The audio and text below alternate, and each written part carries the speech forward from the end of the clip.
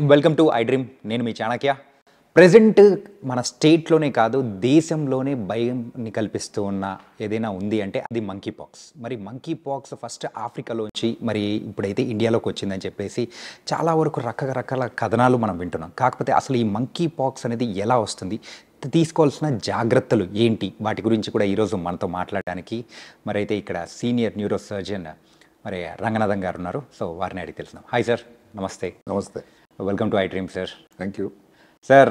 మరి monkey pox అసలు ఆ మంకీ పాక్స్ అనేది ఎలా వస్తుంది, అసలు వచ్చిన తర్వాత తీసుకోవాల్సిన జాగ్రత్తలు ఏంటి సార్? మొట్టమొదటి మీరు ఏదైతే చెప్పారో ఇండియాలోకి వచ్చింది అని ఈ రోజు వరకు ఒక్క కేసు కూడా ఇండియాలో రాలేదు, నమోదు కాలేదు. ఓకే. అయితే ప్రాబ్లం వల్ల ఏంటంటే మొట్టమొదట మీరు చెప్పినట్టుగా ఎక్కడ ఆఫ్రికాలో ఉంది, central Africa, western Africa, Congo, Burkina Faso, Kenya. అక్కడ నుంచి నెమ్మదిగా కొన్ని వారాల క్రితం స్వీడన్, యూరోప్లో కేసు వచ్చింది. తర్వాత మన పొరుగు దేశం పాకిస్తాన్. ఇప్పుడు పాకిస్తాన్లోనే ఏదైతే పాకిస్తాన్ ఆక్రమిత కశ్మీర్ ఉందో నిన్న ఒక కేసు అక్కడ నమోదైంది. అలాగే అక్కడ ఒక ఖైబర్ పఖ్తూన్వా ఒక ప్రావిన్స్ అని ఉంటుంది, అది కూడా పక్కనే. అందులో 3 కేసులు ఉన్నాయి. అంటే ఇప్పుడు మనకి సరిహద్దు ప్రాంతం పక్కన ఉండే అది ఏంటి నడుచుకొని వచ్చేస్తారు కదండి. 4 కేసులు అక్కడే నమోదైంది. అంటే కాశ్మీర్లోకి రావడానికి ఎంతో టైం పట్టదు. సరిగదా కాశ్మీర్లో ఎలక్షన్స్ దగ్గరలో రాబోతున్నాయి, క్యాన్వాసింగ్ భారీ ఎత్తున అంతా మొదలైపోయింది. ఇలాంటి సమయంలో భారతదేశానికి రావడానికి అవకాశం లేదు అని చెప్పలేము. ఇప్పుడు వరకైతే మాత్రం భారతదేశంలో ఇంతవరకు ఒక కేసు కూడా నమోదు కాలేదు. ఓకే. అయితే ఎందుకు మరి ఇదంతా అందరు భయపడుతున్నారు? భయపడాల్సిన కారణాలు ఉన్నాయి. ఎందుకంటే 2022లో ఈ మంకీ పాక్స్ అని చెప్పడానికి లేదు ఇప్పుడు, ఎందుకంటే దానిని ఎంపాక్స్ అని చెప్పాలి. ప్రపంచ ఆరోగ్య సంస్థ వాళ్ళు ఏం చెప్పారంటే మంకీ పాక్స్ అంటే కొంతమంది మనోభావాలు దెబ్బతింటున్నాయి, కొంతమంది తెగల వాళ్ళు దానికి అబ్జెక్షన్ చేశారని చెప్పి దాన్ని కుదించి ఎంపాక్స్ అని చెప్పారు. మనం ఎంపాక్స్ అని మాట్లాడుకుంటాం. ఓకే. ఎంపాక్స్ అనేది 2022 వరకు ఎవరు పట్టించుకోలేదండి. ఆఫ్రికా ఖండానికే ఉంది, మనకెందుకులే, ఎక్కడో ఇబ్బంది జరుగుతుంటే మనకెందుకు అని. ఎప్పుడైతే సంపన్న దేశాలు 2022లో దానికి ఇబ్బంది పడ్డాయో భారతదేశం కూడా కేరళలో దగ్గర 30 కేసులు నమోదయ్యాయి. అందులో 10 మంది జరిగిపోయారు కూడా. అప్పుడు ఇంకా అందరికీ సంబంధించింది అని దాని గురించి. ఇప్పుడు పరిస్థితి ఏమిటి? ఎవరో ఇంత చెప్పినట్టు ఎవరింట్లో అగ్గిపడింది మనకెందుకులే అని అలా వదిలేశారు. ఇప్పుడు అందరూ కూడా భయపడుతున్నారు. ఎప్పుడైతే ఈ ఆఫ్రికా ఖండం దాటి, సరిహద్దులు దాటి, ఎల్లలు దాటి యూరోప్లోకి ప్రవేశించిందో, ఏషియా ఖండంలోకి వచ్చిందో, ఇంకో కేసు మధ్యలో థాయిలాండ్లో నమోదైంది. అంటే అలాగలా వస్తున్నప్పుడు ఇంకా భారతదేశానికి రాదు అనడానికి లేదు. అందుకనే భారత ప్రధానితో సమేతంగా అందరూ కూడా అప్రమత్తమై ఆయన ఇంకా ముందు పోలాండ్ వెళ్ళే ముందు ఒక మీటింగ్లో ఆయన హెడ్ చేశాడు మీటింగ్, అందరికీ ఇన్స్ట్రక్షన్స్ ఇచ్చాడు. ఇక్కడ మనం కోవిడ్ అనుభవం నెమరు వేసుకోవాలి. ఖచ్చితంగా సార్. కోవిడ్ అన్నది అంత సంతోషకరమైన భారతదేశానికి జరిగింది అయితే కాదు. ఎంతమంది జరిగిపోయారో లెక్క చాలా కష్టం. ప్రతి కుటుంబంలో కూడా ఒక వ్యక్తి కోవిడ్ వల్ల జరిగిపోయిన రోజులు ఉన్నాయి. ఎవరికైనా ఇంటికి ఫోన్ చేసి అందరూ బాగున్నారని అడగడానికి భయపడిన రోజులు అవి. ఎందుకంటే ఎవరో ఒకరి దగ్గర చుట్టం అందులో జరిగిపోయారు. ఒకటే ఏంటంటే మంకీ పాక్స్ దయచేసి అందరు గమనించాలి, మంకీ పాక్స్ కోవిడ్ లాగా కాదు.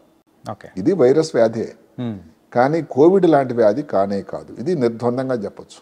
కాబట్టి భయపెట్టాల్సిన విషయం అయితే లేదు. అయితే ఏదైతే ఉందో ఈ కాంటాక్ట్, ఈ ట్రాన్స్మిషన్ అనేది ఇబ్బంది ఫాస్ట్ అవుతుంది. ప్రమాద సూచికలు కూడా చాలా ఎక్కువ ఉన్నాయి.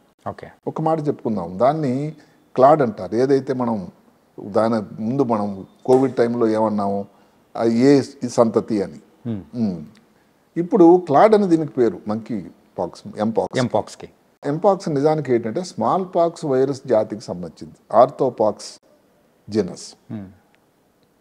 స్మాల్ పాక్స్ లాగే కొన్ని లక్షణాలు కూడా ఉన్నాయి. ఇప్పుడు 1958లోనే ఎక్కడో ప్రయోగశాలలోని మంకీస్లో గుర్తించారు. ఇదేదో కొత్త వ్యాధి కాదు. మొట్టమొదటి మనుషుల్లో కేసు అనేది 1970లో నమోదైందండి. అంటే అందరూ గమనించాల్సింది ఏమిటి, 70 నుంచి 2022 వరకు ఇంత మధ్యలో ఏ దేశానికి రాకపోవడం వల్ల దాని మీద చేతకన్ను వేశారు.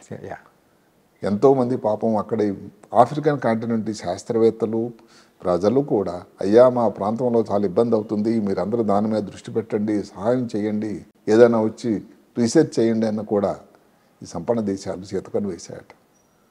ఒక్కసారి 2020 నోటిస్తే అందరూ కూడా నిద్ర నుంచి మేల్కొన్నారు. అమ్మో ఇండియాకి వచ్చిందే, కేరళకే వచ్చేసిందే, అది కాకుండా మిగతా దేశాల్లో కూడా వచ్చిందని.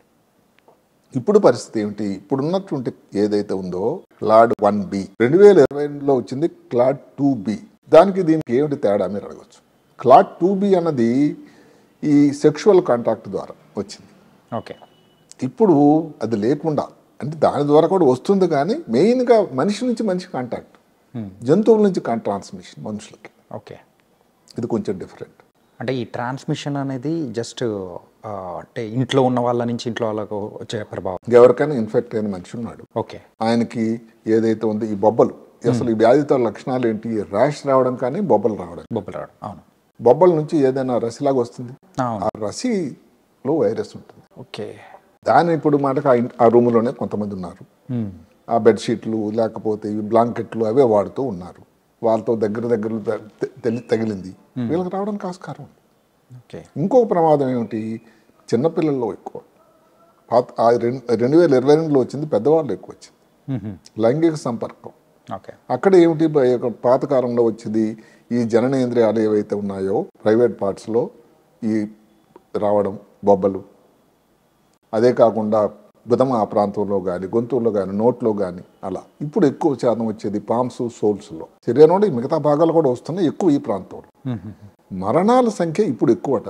ఇది ఇప్పుడు ఈ క్లాడ్ 1B 10% రిస్క్ ఉంది, అంత ప్రాణాంతకం. అందువల్ల అందరూ కూడా వరి అవుతున్నది ఇప్పుడు ఇది. డైరెక్ట్గా వైరస్ వల్ల కాకపోయినా వైరస్ వల్ల ఎవరికైతే సూపర్ యారిడ్ ఇన్ఫెక్షన్ అంటాం, లంగ్స్లో ఇన్ఫెక్షన్ వచ్చింది, బ్రెయిన్లో ఇన్ఫెక్షన్ వచ్చింది, దానివల్ల ప్రమాదం జరుగుతూ ఉంది. అందువల్ల ఇది గమనించే ప్రపంచ ఆరోగ్య సంస్థ ఏం చెప్పారంటే ఇది ఇంటర్నేషనల్ ఎమర్జెన్సీ, హద్దులు దాటింది, ఇది public health concern of emergency, international emergency అని డిక్లేర్ చేశారు అది. అందుకనే అందరూ కూడా ఇప్పుడు దాని గురించి మాట్లాడుతున్నారు, మనం అందరం కూడా. దీని లక్షణాలు అయితే జ్వరం, ఇప్పుడు ఒక వ్యక్తి ఆఫ్రికా నుంచి వచ్చాడు అనుకోండి, లేకపోతే ఎవరో చుట్టాలకు బంధువులకు వచ్చింది, మీరు చూడడానికి వెళ్ళారు హాస్పిటల్కి, అక్కడ ఆ వ్యాధి మళ్ళీ సంక్రమించినప్పుడు 1 వారం 2 వారాల నుంచి లక్షణాలు మొదలవుతాయి. జ్వరం, కాలు నొప్పులు, నడువు నొప్పి, కండరాల వీక్నెస్, అసలు నిస్సత్వం అయిపోవడం. అదే కాకుండా మెయిన్గా 3 వారాల తర్వాత ఈ బొబ్బలు వస్తాయి.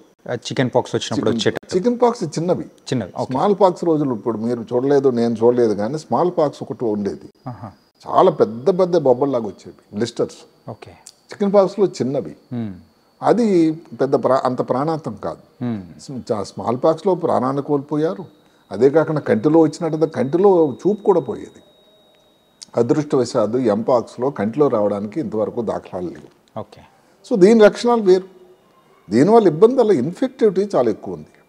అలాందువల్ల ఇప్పుడు గ్లోబల్ ట్రావెల్ మొదలైంది, ప్రపంచం అంతా ఓపెన్ అయింది, ఎవరు ఎక్కడి నుంచైనా ట్రావెల్ చేయొచ్చు. మీరు మా దేశానికి రావడానికని లేదు కదా, కోవిడ్ అంత కాదు కదా. ఇప్పుడు కోవిడ్ టైంలో ఇంకా ఫ్లైట్లన్నీ క్యాన్సిల్ అయిపోయింది, మన అమెరికా వెళ్ళాలంటే లేవు, సపరేట్ పర్మిషన్, ఇంకేదో దేశం వెళ్ళి ఉండాల్సి వచ్చేది. ఇప్పుడు అలా కాదు, ఎవరో ట్రావెల్ చేస్తున్నాడు. అందుకని భారతదేశం ముందు జాగ్రత్తగా ఏం చేశారంటే, ఒక గవర్నమెంట్ ఆఫ్ ఇండియా నుంచి NCDC national centre for disease control అని ఒకటి ఉంది.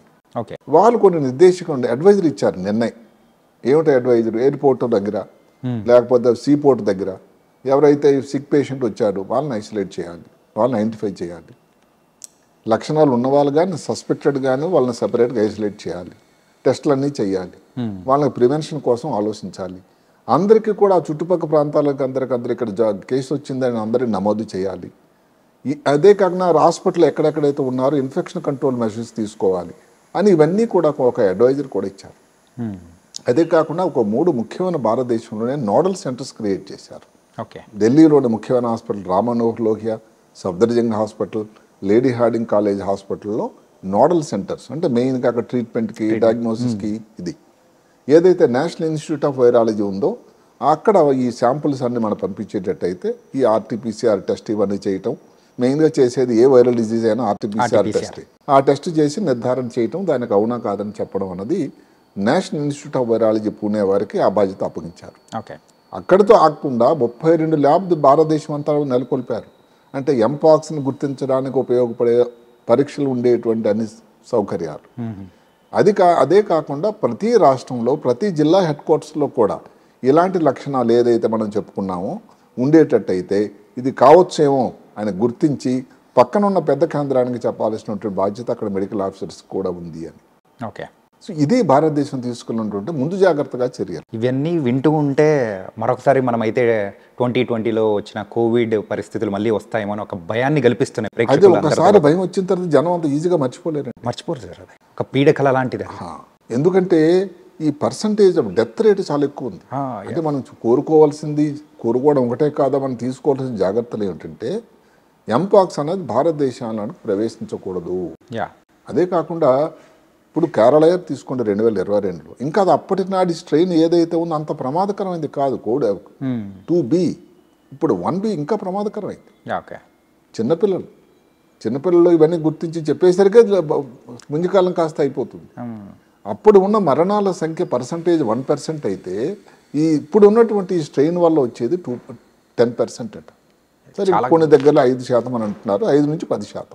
గ్రాడ్యువల్ ఇంక్రీజ్ కూడా చాలా పర్సంటేజ్, అంటే చాలా ప్రమాదకరమైంది. ఓకే. అందువల్ల అందరికీ భయం వేసింది. అంటే వచ్చిన తర్వాత మళ్ళీ ఇప్పుడేదో కోవిడ్ ఎక్స్పీరియన్స్ ఏదైతే వస్తుందా అయినా సరికి కోవిడ్ వచ్చేసింది.